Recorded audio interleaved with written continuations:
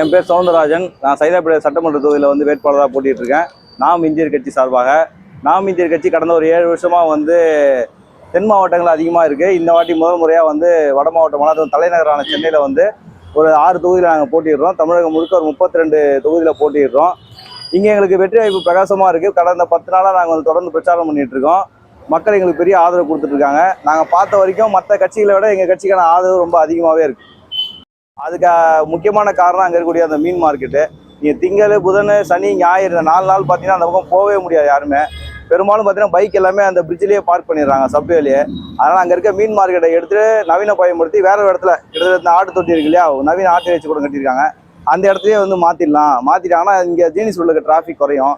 ஏன்னா ஜீனிஸ் ரோடில் 2 ஹாஸ்பிட்டல் இருக்குது. ஒன்று வந்து கவர்மெண்ட் ஹாஸ்பிட்டல், ஒன்று வந்து மாநகராட்சி மகப்பேறு மருத்துவமனை. அது ரெண்டுமே வந்து இந்த டிராஃபிக் பிரச்சனால அங்கே போகிற நோயாளிகள் வந்து அதிகமாக பாதிக்கப்படுறாங்க. அது என்னோட முதல் கோரிக்கையாக சொல்லியிருக்கேன். ரெண்டாவது வந்து பார்த்திங்கன்னா வந்து அந்த மகப்பேறு மருத்துவமனையில் வந்து இசிஜி, எக்கோ, ஸ்கேன் போன்ற கருவி வந்து கொஞ்சம் கம்மியாக இருக்குது. அதனால் பெரும்பாலும் வந்து கர்ப்பிணி பெண்களை வந்து ஆலந்தூர் சாலையில் இருக்கக்கூடிய கலைஞர் ஹாஸ்பிட்டலில் வந்து இப்போ தான் எடுத்துகிட்டு வர சொல்கிறாங்க, நூற்றாண்டு மருத்துவமனையில். அதை குறைக்கிறதுக்காக கூடுதலாக வந்து எக்ஸ்ரே, இசிஜி மிஷின் வந்து வாங்கணும் அப்படின்னு சொல்லி அது ஒரு வாக்குறுதியாக கொடுத்துருக்கேன். அதுக்கான நடவடிக்கை எடுக்கப்படும் சொல்லி கொடுத்துருக்கேன்.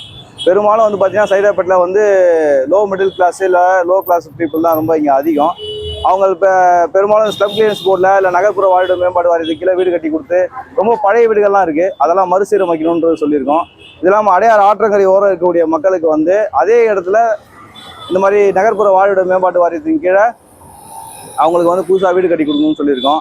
பட்டா பிரச்சனை இங்கே இருக்குது. அதே மாதிரி பட்டா பிரச்சனை இருக்குது, பட்டா கரெக்ஷன்ஸ் இருக்குது. இந்த மாதிரி வருவாய்த்துறை சார்ந்த விஷயங்களையும் வந்து சரி பண்ணி கொடுக்கணும்னு சொல்லியிருக்கோம். இங்கே இருக்கக்கூடிய மாநகராட்சி பள்ளியில் மழலையர்களுக்கு வந்து பள்ளிக்கு ஒரு வேன் வாங்கணும்னு சொல்லியிருக்கோம். ஏன்னா அதனாலே வந்து டிராஃபிக் காலையில் அதிகமாகுது. அவங்களுக்கு தனியாக வேன் இருக்கும்போது வந்து பேரண்ட்ஸும் பெற்றோர்களும் இது எந்த கவலையும் இல்லாமல் அவங்களை வேனில் ஏற்றி அமைச்சிருவாங்க. தனியார் பள்ளிக்கு இணையாக வந்து மாநகராட்சி பள்ளி வந்து தரம் உயர்த்தப்பட்டுச்சுன்னா வந்து மாநகராட்சி பள்ளி எண்ணிக்கையும் வந்து மாணவர் சேர்க்கை எண்ணிக்கை அதிகமாகும். இதெல்லாம் என்னுடைய வாக்குறுதியாக நான் கொடுத்துருக்கேன். அல்லது வந்து ஒரு குறிப்பிடத்தக்க வாக்கு சதவீதத்தை பதிவு செய்தால் போதும்னு நினைக்கிறீங்களா? என்ன மாதிரியான எண்ணம்? மக்கள்கிட்ட முதல்ல ஒரு அறிமுகம் கிடைக்கணும் எந்த ஒரு அரசியல் கட்சியும்.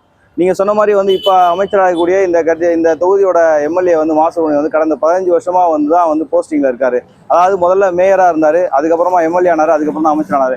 அதுக்கு முன்னாடி இருந்து அவர் 9ஆம் மண்டல குழு தலைவராக இருக்கும்போது எனக்கு தெரியும். நான் இதே ஏரியாவில் பிறந்து வளர்ந்தவன். அவர் ரொம்ப நிறைய கஷ்டப்பட்டு தான் இந்த இடத்துக்கு வந்திருக்காரு. அதே மாதிரி நாங்களும் இப்போ தான் கஷ்டப்பட ஆரம்பிச்சிருக்கோம். நான் கூடிய விரைவில் இந்த தொகுதிக்கு நான் எம்எல்ஏவாக வருவேன்ற நம்பிக்கை எனக்கு இருக்குது. சைதாப்பேட்டை தவிர்த்து வேறு எந்தெந்த இடங்களில் சென்னையில் போட்டிடுறீங்க? சைதாப்பேட்டை தவிர்த்து நாங்கள் வந்து விருகம்பகத்தில் போட்டிடுறோம், அண்ணா நகரில் போட்டிடுறோம், எழும்பூர் தொகுதியில் போட்டிடுறோம், ராயபுரம் தொகுதியில் போட்டிடுறோம், சென்னையில் இந்த 5 தொகுதியில் போட்டிடுறோம். இது இல்லாமல் காஞ்சிபுரம் மாவட்டமான பக்கத்து தொகுதி ஆலந்தூர் தொகுதியில் போட்டிடுறோம்.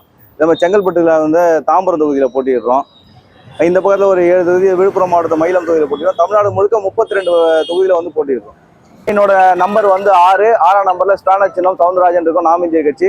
அதுக்கு எல்லாரும் வாக்களித்து என்னை வெற்றி பெறுமாறு தாய்மொழியாக கேட்டுக்குவேன். இன்னும் ஒரு விஷயத்தை நான் உங்களுக்கு பதிவு பண்ணிடுறேன். ஏன்னா நாங்கள் தான் வந்து இந்த என்னுடைய முதல் சிக்ஸர் அப்படின்ற விஷயத்த சொன்னோம். அதில் வந்து டிராஃபிக் பிரச்சனை, அப்புறம் வந்து அர்பன் ஹேபிட்டேட் நகர்ப்புற வாழ்விட மேம்பாட்டு வாரியத்தின் கீழே எல்லாம் வீடு கட்டிக்கணும்னு சொன்னோம். நேற்று வந்து முதலமைச்சர் வந்து சென்னை முழுக்க சென்னை சூப்பர் 6 இதே விஷயத்தை ரிலீஸ் பண்ணியிருக்காரு. கிட்டத்தட்ட எங்களோட கோரிக்கை எப்படியோ ஏதோ ஒரு முதலமைச்சர் வரைக்கும் போயிருக்குன்னு நினைச்சது எங்களுக்கு சந்தோஷம் தான். ஆனால் மக்கள் வந்து எங்களுக்கு தொடர்ந்து வாய்ப்பளித்து வெற்றி பெறத்துக்கு வழி வைக்கணும் நான் கேட்டுக்கிறேன். இல்லை, புதிய கட்சியான நாம் இந்தியர் வந்து நீங்கள் வந்து டெவலப்மெண்ட் பற்றி பேசுகிறீங்க. ஆனால் திராவிட கட்சிகளோ அல்லது மாற்றாக வந்திருப்பதாக சொல்லக்கூடிய விஜய் கூட இலவசங்களை மட்டும்தான் முன்னிறுத்துறாங்க.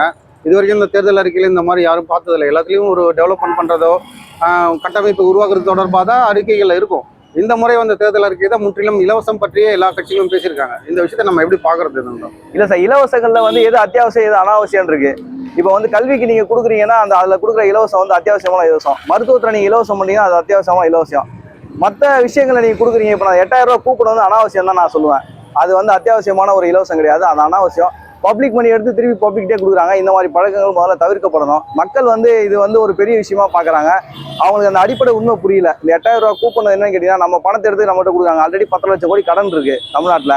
அந்த நேரத்தில் இந்த 8000 ரூபா வந்து தேவையில்லாத ஒரு விஷயம். இதை பார்த்து விஜய் பூசா வந்து அவரு நான் மாதம் 2000 கொடுப்பேன், 6 சிலிண்டர் கொடுப்போம்லாம் சொல்றாரு. சிலிண்டர் வந்து பார்த்தீங்கன்னா முழுக்க மத்திய அரசோட கட்டுப்பாட்டில் இருக்கு. இவங்க 6 சிலிண்டர்னா ஒரு சிலிண்டருக்கு 1000 ரூபானாலுமே 6 சிலிண்டர் யோசிச்சு பாருங்க. இந்த கடன்லாம் எப்படி அவருடைய இந்த தேர்தல் அறிக்கையில இருந்து அவருக்கு அரசியல் பக்குவம் இல்லை அப்படின்றத நம்ம புரிஞ்சுக்கலாம். விஜய் கண்டிப்பா அரசியல் பக்குவம் இல்லைன்றதை நான் இங்கேயே பதிவு பண்றேன். விஜய் வந்து களத்துக்கு வந்து அரசியல் கற்றுக்கணும்னு நான் நினைக்கிறேன். விஜய்க்கு ஒரு வேளை ஏதாவது சந்தேகம் தான் எங்களை மாதிரி அரசியல் ரொம்ப வருஷமாக இருக்கிற எங்களை கேட்டு தெரிஞ்சுக்கலாம்.